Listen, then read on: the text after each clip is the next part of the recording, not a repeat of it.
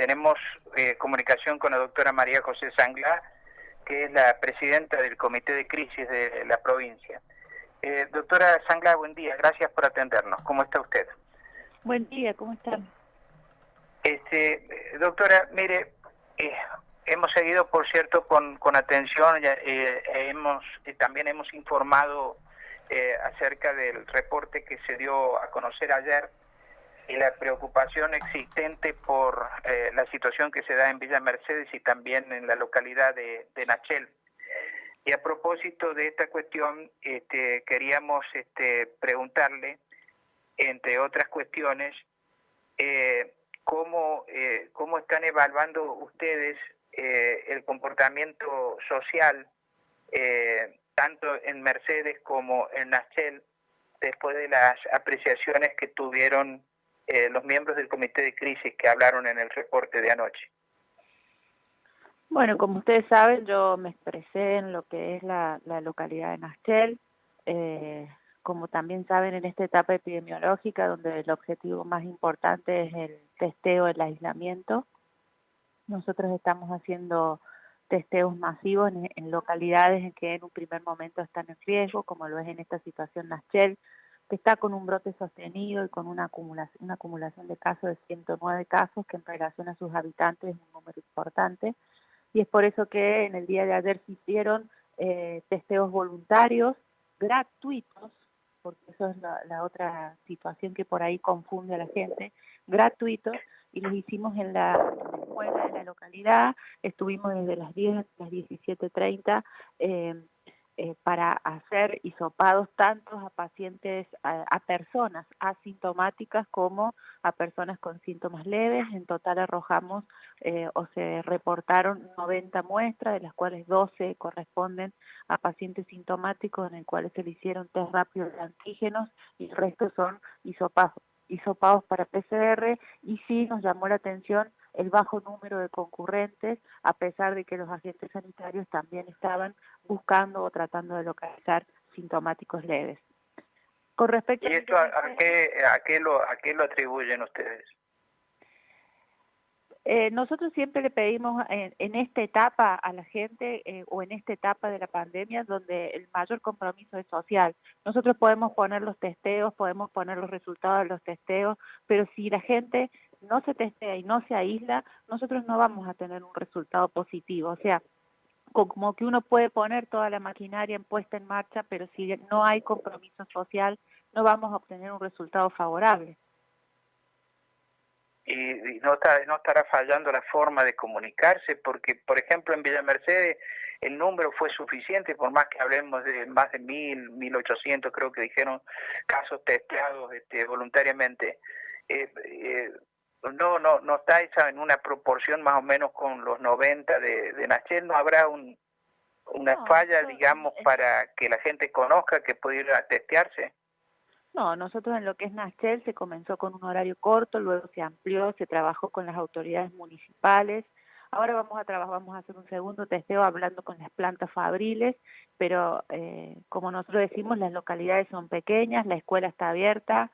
Es raro que la escuela esté abierta y que todas la vean abierta. Es raro ver personas todas caminadas vestidas con equipos de protección nivel 3, de manera que más allá del trabajo en conjunto con la autoridad municipal, con el centro de salud, o en este caso es el hospital, la noticia de que se estaba testeando es manifiesta. Uh-huh. Doctora, otro de los aspectos que nosotros hicimos referencia incluso esta mañana es cómo se están haciendo los testeos aquí, debido a la cantidad de comunicaciones que nosotros tenemos, que nos dice la gente que avisa de su situación, demoran demasiado en ir a testearlos o no van a testearlos, y en otros casos nos dicen que han empezado a derivar a los centros de salud, a los hospitales de día para la atención, y que se encuentran con que por la escasez de personal tienen que hacer larguísimas esperas para ser atendidos y diagnosticados sobre lo que les pasa. ¿Qué nos puede decir respecto de esta cuestión, doctora? Nosotros tenemos una app que es Vigilancia 4.0, donde el profesional médico, y en este caso también el 107, donde son mesas que están medicalizadas, realiza la denuncia para realizar el hisopado. Carga los datos del paciente, carga los síntomas del paciente y luego marca una prioridad de hisopado. Nosotros tenemos prioridades altas, medias y bajas. Las prioridades bajas son aquellas que pueden demorar hasta 72 horas en realizar el hisopado, y la prioridad alta son aquellas que se realizan entre las 12 y las 24 horas, se realizan los hisopados. ¿Cómo se marcan esas prioridades? Principalmente por los factores de riesgo. Si el paciente tiene factores de riesgo pero tiene síntomas banales, si hay convivientes con factores de riesgo, el tipo de trabajo que tiene, si es un trabajador esencial, todo eso marca la prioridad en la cual el profesional la marca en la app, y esa bandeja va diariamente, se migra hacia los hisopadores. Los hisopadores, hay personales que hacen selección en cuanto al área de cobertura de cada uno de los hisopadores, y eso va disparando. De manera que si yo hoy puedo denunciar, no tengo factores de riesgo, soy joven, vivo solo o vivo con, por ejemplo, mi pareja que tiene la misma edad sin factores de riesgo, seguramente le van a marcar el aislamiento, que es lo prioritario, donde ya los hisopados pasan a segundo plano y lo mandatorio es el aislamiento, y en 72 horas seguramente en el transcurso lo van a adherir y lo van a hisopar. ¿Desde cuándo marca su aislamiento? Desde el momento en que se hizo la carga o la solicitud del estudio, desde que presenta síntomas. Es eso que la gente por ahí puede interpretar: hace 2 o 3 días que no me vienen a hisopar, es porque seguramente están cargados como leves o con prioridad baja dentro de lo que es el hisopado. Y con respecto a las guardias, principalmente nosotros hemos estado analizando, por ejemplo, Cerro de la Cruz.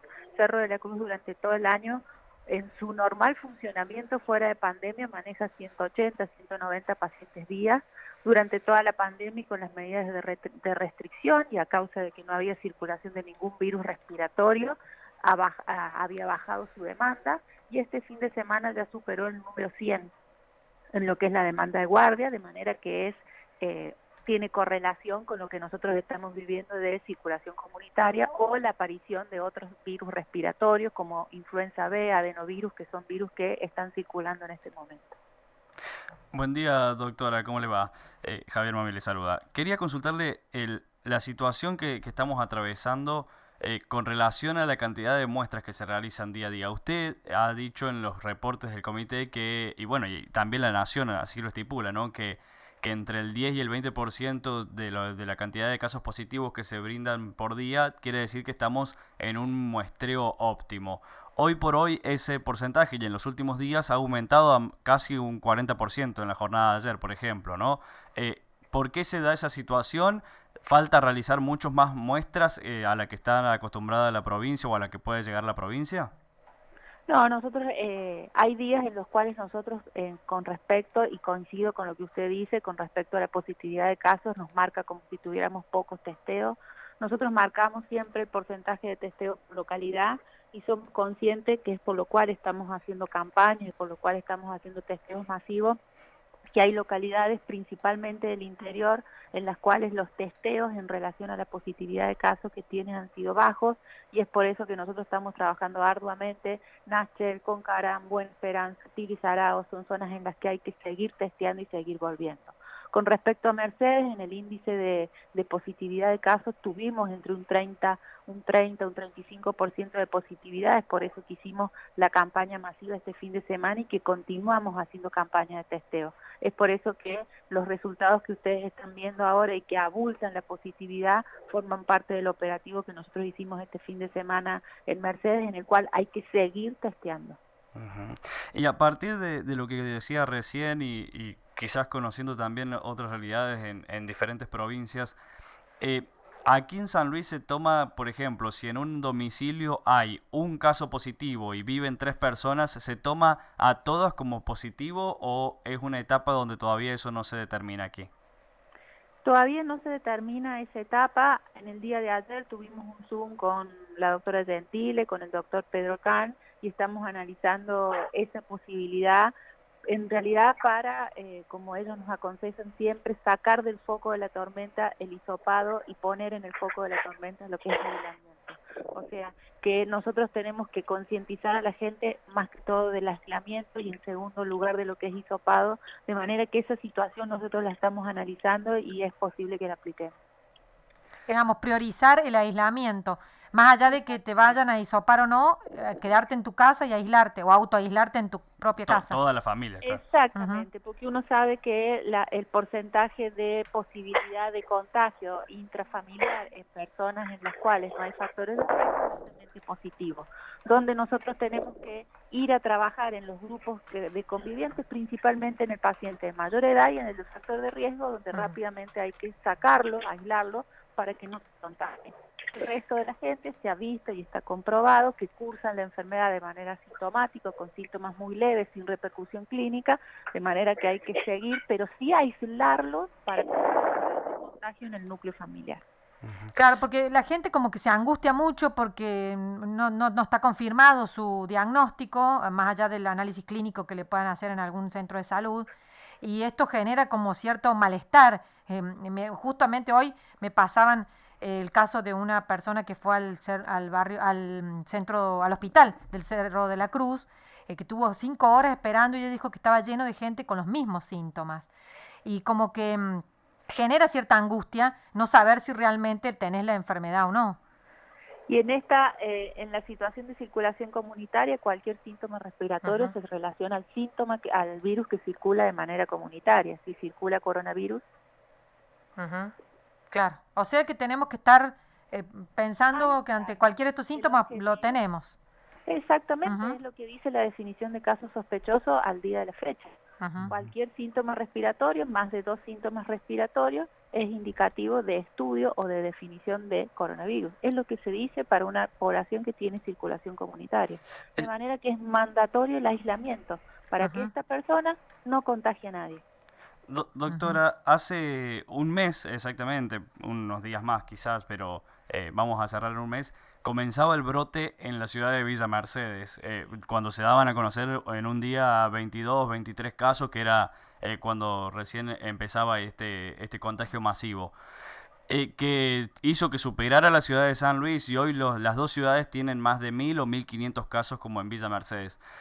¿Se puede hacer una proyección a que esto pueda seguir creciendo en la cantidad de contagios y que de aquí a 15 días, si esta cadena de contagio no se corta, se puedan duplicar los casos?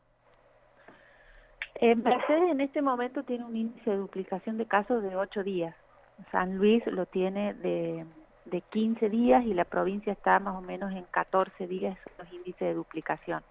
De manera que de mantener la situación de hoy en Mercedes, en 8 días va a duplicar sus casos.